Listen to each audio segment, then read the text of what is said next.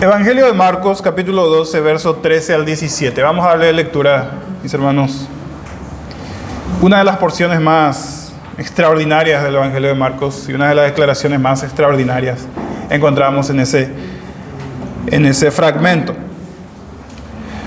Y le enviaron algunos de los fariseos y de los herodianos para que les sorprendieran en alguna palabra. Acuérdense, la semana antepasada vimos que Jesús les contó una parábola y ellos no pudieron con esa parábola, los fariseos.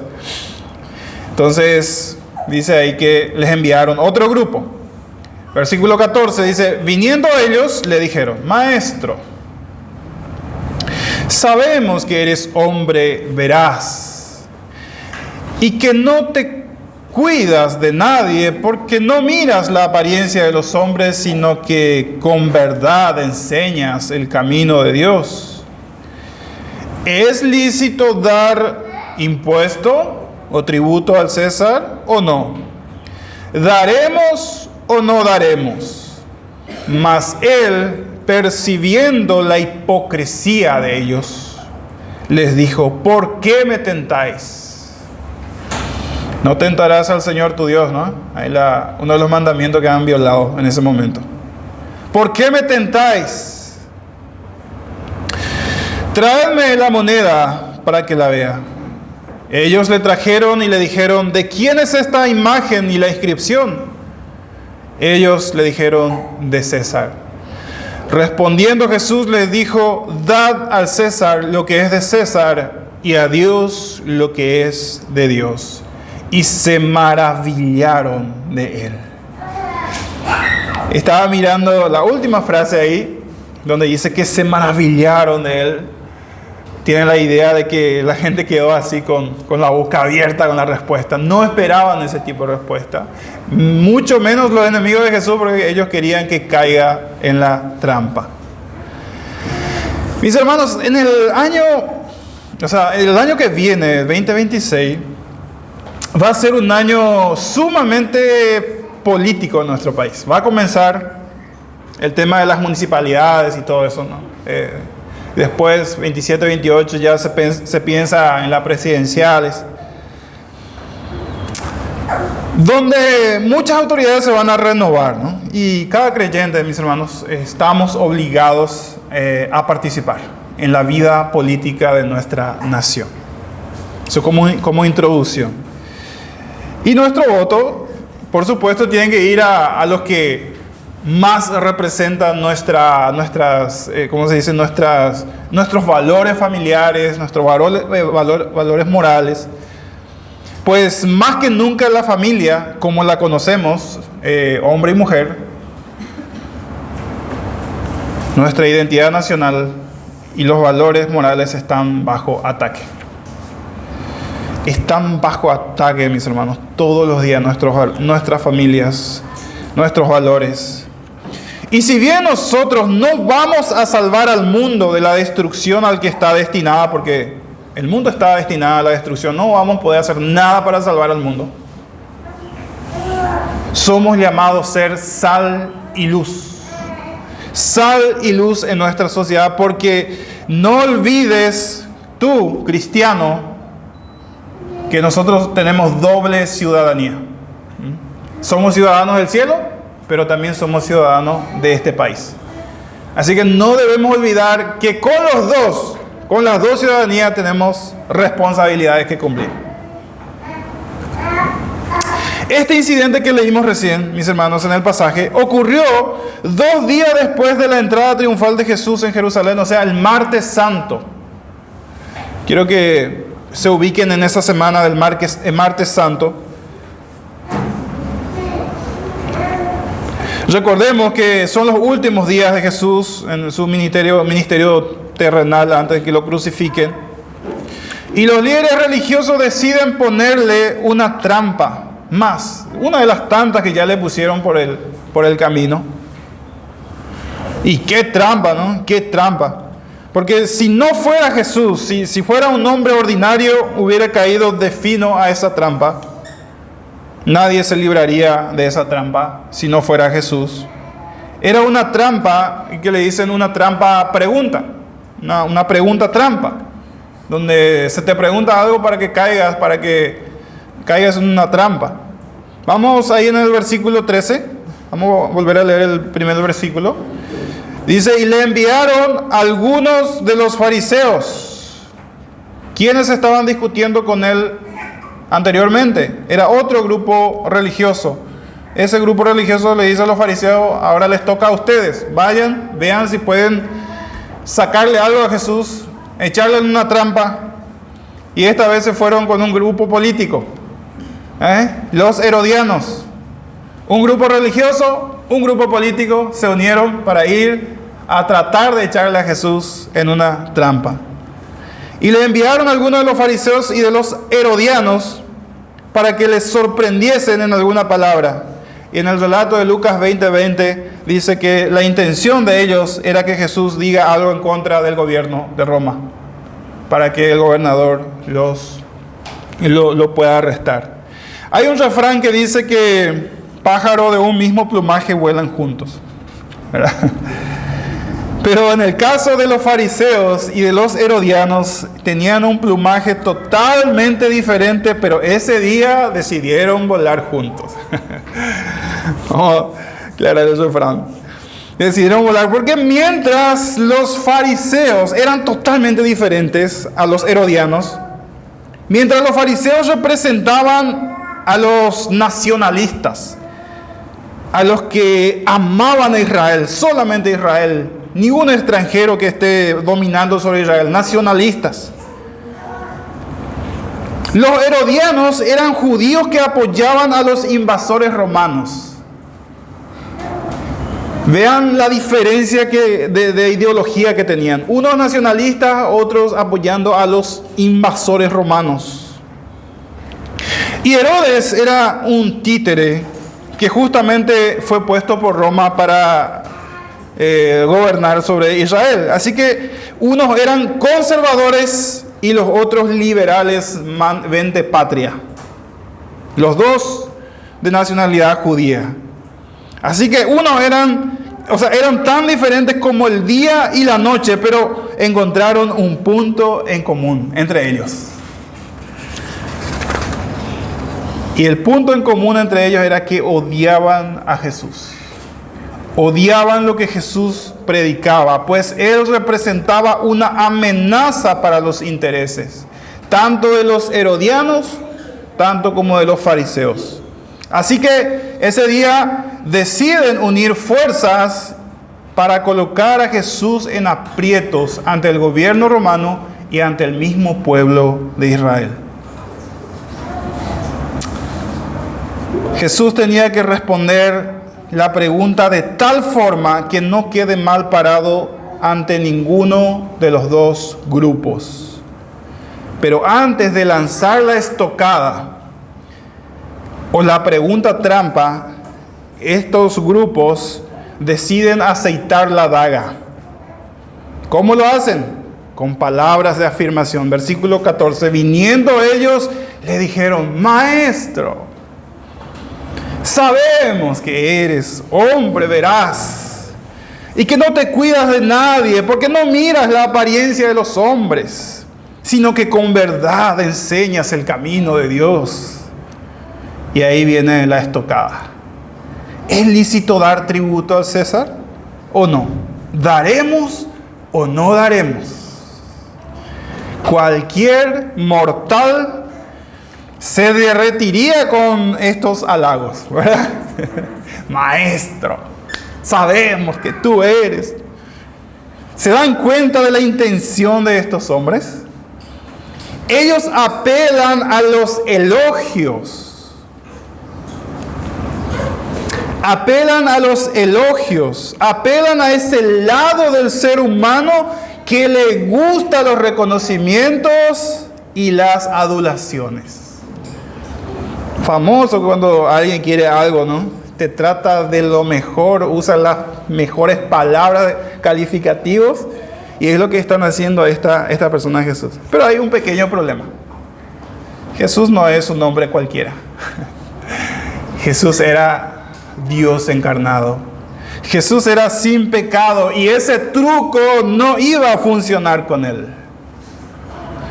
Y aunque todo lo que estos hombres acababan de decir por Jesús eran ciertísimas, la intención detrás era maliciosa y demoníaca. Por eso él les dice hipócritas. Dicen una cosa y piensan otra cosa. Por otro lado, el tributo o el impuesto que tenían que pagar cada judío anualmente era un denario. Y el punto, hermanos, para entender la historia y la trampa es que los judíos odiaban pagar este impuesto, y no porque era demasiado, porque un denario era el pago por un día de trabajo. No era por eso. ¿Y cuántos de nosotros nos gustaría pagar solamente una vez al año un impuesto? ¿Cuánto estaría hoy el salario, digamos, un día de pago? ¿100, 111? Sí, más o menos eso era lo que ellos tenían que pagar una vez al año. ¿Y cuántos de nosotros nos gustaría hacer eso? Impuesto una vez al año, 100,000 guaraníes. Terminó. Pero no es así. Entonces no era porque era mucho dinero. Entonces, ¿por qué odiaban tanto ese acto de pagar el impuesto? Primero, porque era un recordatorio de que ellos estaban bajo dominio extranjero. Ese era un recordatorio. Ellos, cada vez que iban a pagar a Roma, Roma les estaba diciendo: yo tengo autoridad sobre ustedes. Nosotros somos los conquistadores, ustedes los conquistados. Ese era un recordatorio para el pueblo judío. Ellos vivían en su propia tierra como extranjeros, pagando impuestos a sus conquistadores. Es como que alguien entra a tu casa a la fuerza, te permite vivir en una habitación, pero vos tenés que pagar el alquiler. Algo así más o menos. Y es lo que pasó con el pueblo de Israel. Era un pueblo conquistado, era un juicio sobre el pueblo de Dios, que los romanos le estén cobrando ese impuesto. Para colmo, la imagen que llevaba la moneda con la cual debían pagar el impuesto llevaba impresa la imagen del emperador Tiberio César. Y al otro lado de la moneda había una inscripción que decía: Tiberio César, hijo del divino Augusto, hijo de Dios. ¡Wow! Ahora entienden por qué odiaban ese impuesto, odiaban esa moneda, odiaban ese acto. El César se había atribuido cualidades divinas. En otras palabras, esa moneda era algo idolátrico para ellos, pues atribuía cualidades divinas al emperador. Así que los judíos no solo odiaban el impuesto, odiaban la misma moneda. Y este tema del impuesto había sido ya un motivo de revueltas más de una vez en Roma. Se levantaban grupos rebeldes para tratar de derrocar a Roma por culpa de ese impuesto que se les había ordenado a cada judío. O sea, este tema era un tema muy sensible en la sociedad judía. No se podía hablar de este tema sin tocar las sensibilidades de los judíos. No era un tema difícil, es fácil. Tocaban las fibras más íntimas de los judíos. Ahora, en ese contexto, vienen estos fariseos y los herodianos, sabiendo que es un tema difícil, vienen y le preguntan a Jesús ante todo el pueblo, y como testigo a los herodianos que representaban al gobierno romano. Cuento todo esto para que ustedes se den cuenta el contexto en el que se le hizo esa pregunta a Jesús y cómo se le puso en peligro a Jesús ese día y en peligro de muerte. Vienen estos grupos y le preguntan a Jesús: ¿es legítimo que paguemos a Roma el impuesto? Era una trampa perfecta, además de perfecta, mortal, la que le tendieron a Jesús. Si Jesús respondía que sí, si él hubiera dicho, sí, páguenle a Roma su impuesto, con esas palabras, él quedaría como un Mesías falso que se arrodillaba ante los conquistadores. Y el Mesías no debería hacer eso. Todo judío sabía que cuando el Mesías venga, iba a rescatar al pueblo de la esclavitud. Y si decía que no, y si él decía, no paguen a Roma el impuesto, inmediatamente hubiera sido arrestado y hubiera sido acusado de alta traición. Y ese es el punto que ellos querían activar. Era una trampa perfecta, y yo creo que los fariseos decían entre sí, lo tenemos, a ver cómo sale de esta. Pero eso era imposible, mis hermanos. Era imposible echar en una trampa a la sabiduría encarnada de Dios. Jesús es la sabiduría encarnada de Dios. Y el Señor Jesús aprovecha esta situación para presentar, mis hermanos, en una sola frase, una de sus enseñanzas más sencillas y más profundas a la vez sobre la relación que debe existir entre el reino de Dios y los gobiernos humanos. Esta frase cualquier político lo conoce. Todo el mundo conoce esta frase. ¿Cómo debe relacionarse un cristiano con el gobierno humano? Un cristiano. ¿Cómo debe relacionarse un cristiano ante el Estado, con el Estado? Y vamos a ver algunas implicaciones de esta frase. ¿Qué implica para nosotros hoy esa frase, dad al César lo que es de César y a Dios lo que es de Dios? Versículo 15 al 17. Mas él, percibiendo la hipocresía de ellos, les dijo, ¿por qué me tentáis? Tráiganme una moneda para que la vea. Ellos se la trajeron y les dijo, ¿de quién es esta imagen y la inscripción? Ellos dijeron, de César. Respondiendo Jesús le dijo, dad a César lo que es de César y a Dios lo que es de Dios. Separen el Estado de la iglesia. En otras palabras, hay una separación entre Estado e iglesia. ¿Qué implica esto para nosotros? Primero, es que nosotros debemos obedecer y respetar a los gobiernos humanos. No solamente obedecer y respetar, apoyando con nuestros impuestos. Debemos apoyar con nuestros impuestos a los gobiernos humanos. Jesús y los apóstoles lo hicieron. Cuando se les reclamó a Jesús por el impuesto, en una ocasión él les dice, Pedro, ve a pescar. En el primer pescado que saques vas a encontrar una moneda. Ve y paga por ustedes y por mí el impuesto. Él no rehuyó de pagar el impuesto. Versículo 1 también de Romanos 13 dice, sométase toda persona a las autoridades superiores, porque no hay autoridad sino de parte de Dios, y las que hay por Dios han sido establecidos. Muy sabiamente Jesús pide ver una moneda y pregunta, ¿de quién es la inscripción? Del César, le dijeron. Pues bien, devuélvanle al César lo que es suyo, devuélvanle su moneda, devuélvanle su posesión. Porque la estructura de poder, fue diseñado por Dios. Aún ese gobierno romano que era tan corrupto, fue diseñado por Dios, fue permitido por Dios para beneficio de sus ciudadanos. Mis hermanos, siempre será mejor estar bajo autoridad de un gobierno humano, incluso de un mal gobierno, que estar bajo desgobierno, que estar en un país donde nadie manda, donde nadie pone orden,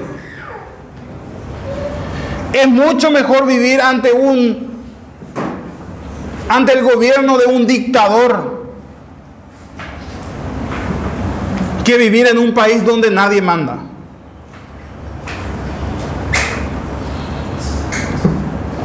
Este mundo caído, mis hermanos, es necesario, en este mundo caído es necesario una estructura de poder que ponga límites a la maldad humana y que pueda castigar a los malhechores. Eso es necesario.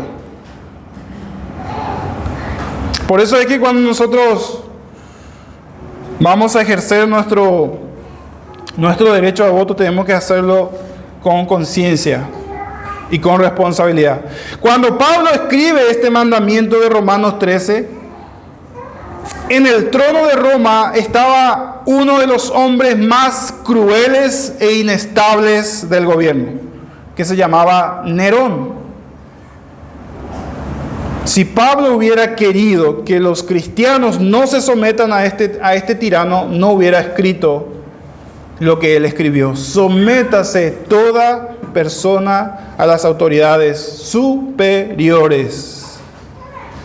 Este Nerón desató una de las persecuciones más letales contra los cristianos. Este Nerón usaba a los cristianos como antorcha humana. Se le ponía cera a las personas y se les encendía.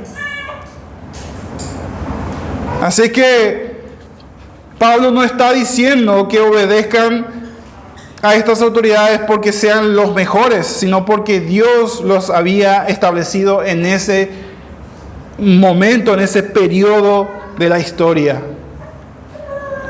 Ellos debían respetarle. Y ese fue el gobierno que ejecutó a Jesús también. Roma fue el que ejecutó junto con los religiosos a Jesús. Los cristianos debemos cumplir nuestras obligaciones con el gobierno humano. Tenemos que pagar los impuestos, tenemos que obedecer todas las leyes posibles, al menos que colisionen directamente contra nuestra fe. Escuchen eso, hermano. A menos que colisione directamente contra la fe, todos los cristianos estamos llamados a obedecer y a sujetarnos a las autoridades. Ya Dios tratará con ellos después. No es nuestro trabajo juzgar a las autoridades. Dios va a tratar con ellos en el día del juicio. A veces nosotros vemos tanta corrupción, como la plata se despilfarra por cualquier cosa, por un arbolito, 850 millones de dólares. Y pegamos el grito al cielo y todo el mundo se plaguea, pero al final no nos toca a nosotros, juzgar eso, castigar eso. Dios los va a castigar en algún momento. No significa que no debamos protestar de una manera correcta, pero finalmente Dios va a tratar con cada gobernante de este mundo y Dios va a cobrarles ese puesto. Cómo administraron un país. Mientras, mis hermanos, nosotros debemos cumplir por ellos, con ellos. Debemos cumplir con nuestras obligaciones, porque el Señor se nos pide. El Señor es el que nos pide. En segundo lugar, aprendemos de esta declaración de Jesús que si bien debemos separar el Estado de la Iglesia, de ninguna manera podemos ser indiferentes a la política. El año pasado, el año electoral pasado, yo animé a muchas personas a ir a votar, muchos cristianos. Porque muchos dicen, yo no voy a votar, yo no quiero votar. Y yo animé a muchos para que vayan a votar, para que ejerzan, para que cumplan su parte. Separar la iglesia del Estado de ninguna manera es ser indiferente a la política como cristianos. Todavía estamos aquí, todavía estamos en la tierra. Todavía es nuestra casa. Y lo que pasa en una nación nos puede afectar positiva o negativamente.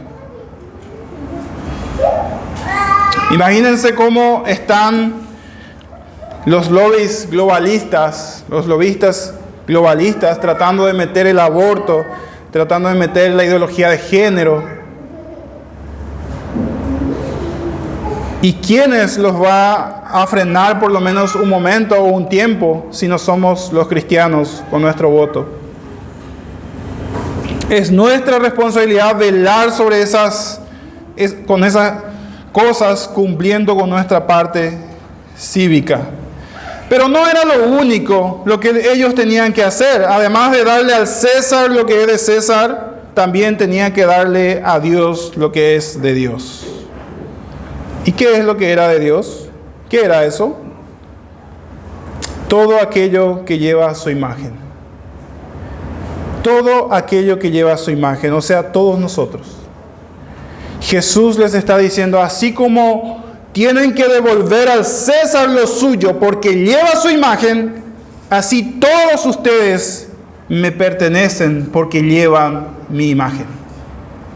Dad al César lo que es de César, a Dios lo que es de Dios. Y esto nos recuerda, mis hermanos, una vez más, que nosotros no nos pertenecemos. Si lo que estamos acá pensamos que somos dueños de nuestra vida, dueños de nuestros planes, estamos equivocados. Esto nos recuerda que nosotros no nos pertenecemos y que tratar de gobernar nuestra propia vida es un acto de tremenda rebeldía contra Dios, contra el Creador. Porque fuimos creados por Él y para su gloria. Dice Génesis 1:26, a imagen y semejanza de Dios fuimos creados. Ahora la pregunta del $1.000.000, como se dice, la respuesta de Jesús era política o religiosa solamente, o ambas cosas. Una vez más, la respuesta de Jesús era política o religiosa o eran ambas cosas. Atentos. Piénsalo. Eran ambas cosas. Jesús está enseñando aquí que el mismo César es una criatura bajo suprema autoridad de Dios. Porque todo lo que César tiene, incluyendo él mismo, le pertenecía solamente a Dios. Su autoridad le pertenecía a Dios. Porque Él también lleva la imagen, aunque distorsionada por el pecado. ¿Y se acuerdan cuando Pilato le dice a Jesús, ¿por qué no me respondes? ¿No sabes que tengo autoridad sobre ti para mandar a crucificarte, pero también tengo autoridad para soltarte? ¿Y se acuerdan la respuesta de Jesús? Jesús le dice, no tendríais ninguna autoridad sobre mí si no fuere dado de arriba. Las peores dictaduras, hermanos, los peores gobernantes de esta tierra están sujetos a Dios. Dios, por alguna razón que muchas veces nosotros no entendemos, mantiene a esos gobiernos en sus puestos.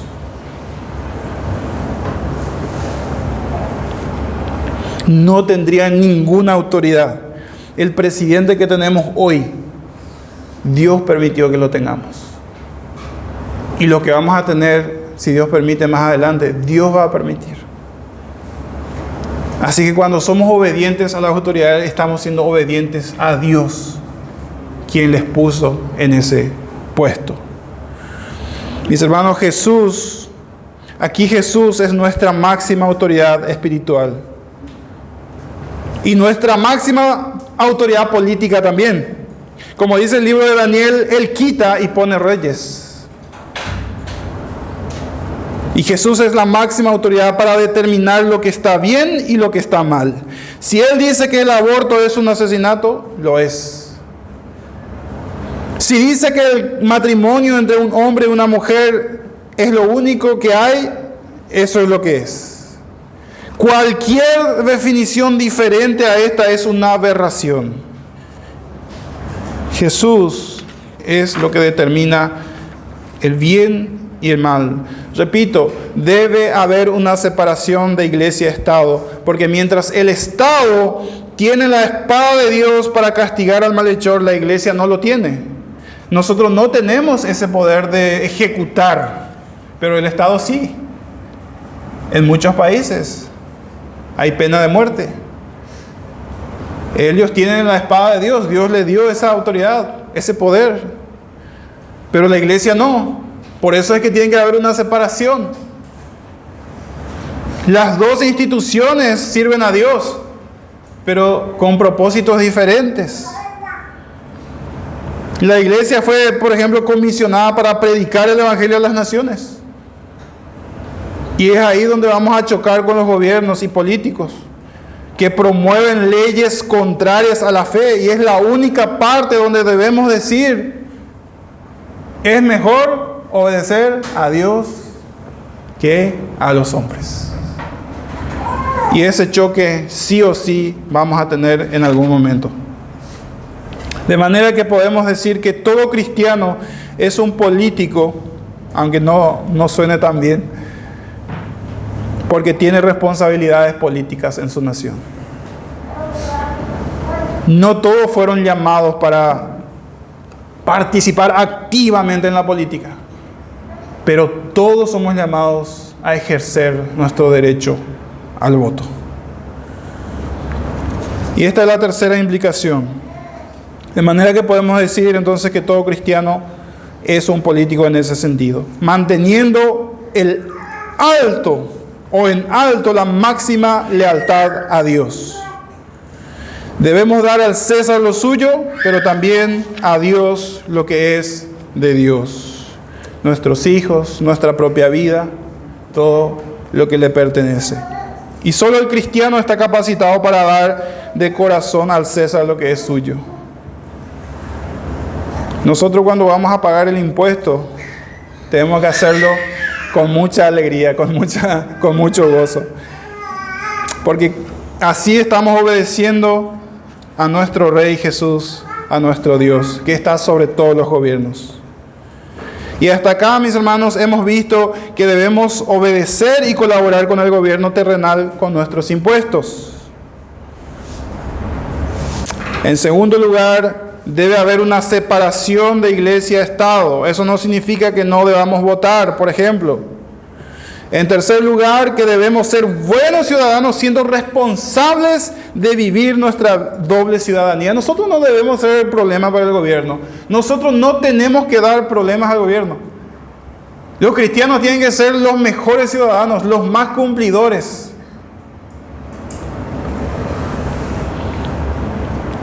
Hasta que choquen con nuestros valores. Ahí es donde nosotros tenemos que decir: es mejor obedecer a Dios que obedecer a los hombres. Y como conclusión, estas palabras de dar al César y a Dios lo que es de Dios, es para ti y para mí también directamente. Tenemos que darle a Dios lo que es de Dios. Y eso es la vida entera. Porque, mis hermanos, constantemente el pecado que todavía mora en nosotros nos quiere llevar por caminos diferentes. El pecado que todavía mora en nosotros no quiere eso, no quiere que Dios se adueñe de sus cosas, o de nosotros, o de nuestra propia vida. Nos quiere llevar a vivir nuestro propio camino, a pensar en nosotros mismos, en nuestros planes, y se nos olvida que todo lo que somos y todo lo que tenemos, hasta nuestra propia respiración en este momento, es de Él. Dad a Dios lo que es de Dios. Y si todavía no eres salvo,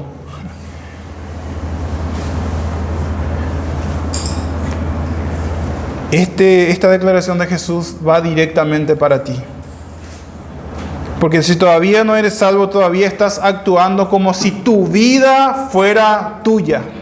Si tu vida todavía te pertenece. Con más razón, si no eres cristiano, debes rendirte a Él ahora mismo, porque solo Él nos puede salvar de la ira que caerá sobre todo aquel que ha rechazado la oferta de salvación que solo en Cristo se encuentra. Como dije, este pequeño fragmento del libro de Marcos tiene varias implicaciones para nosotros. Y aunque es un texto cortito, es un texto que debemos leer una y otra vez para que podamos tener bien claro lo que Jesús nos quiso decir en esta frase.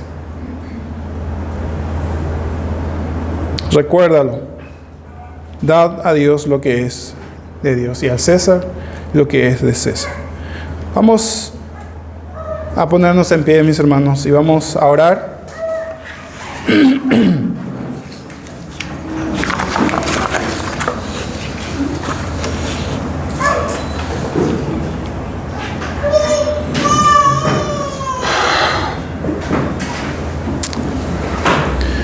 Agacha tu cabeza y vamos a orar. Vamos a agradecerle a Dios por este hermoso día que nos dio.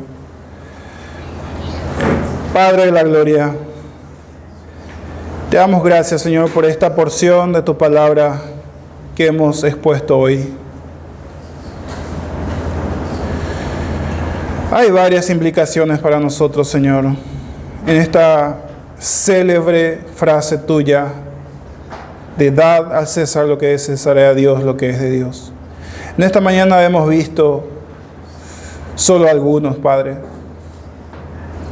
pero queremos irnos con esta enseñanza en nuestro corazón, seguir meditando en estas frases, seguir meditando en esta verdad tuya, Señor.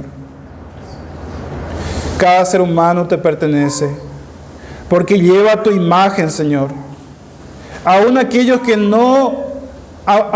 que te rechazan, aquellos que no son hijos tuyos, ellos llevan tu imagen, Señor, y aún ellos te pertenecen, Padre.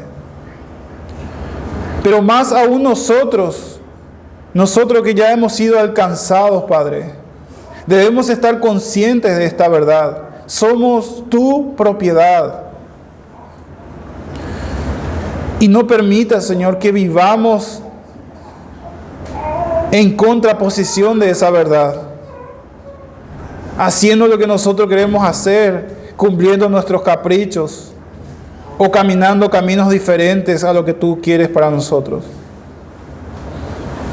Y eso hace todavía, Señor, el pecado que mora en nosotros. El pecado que mora en nosotros nos quiere desviar de ese plan, ese propósito maravilloso de vivir solo para tu gloria. Que en esta mañana podamos mirar dentro de nuestro corazón, analizar nuestro corazón y ver si vivimos a la luz de esta verdad.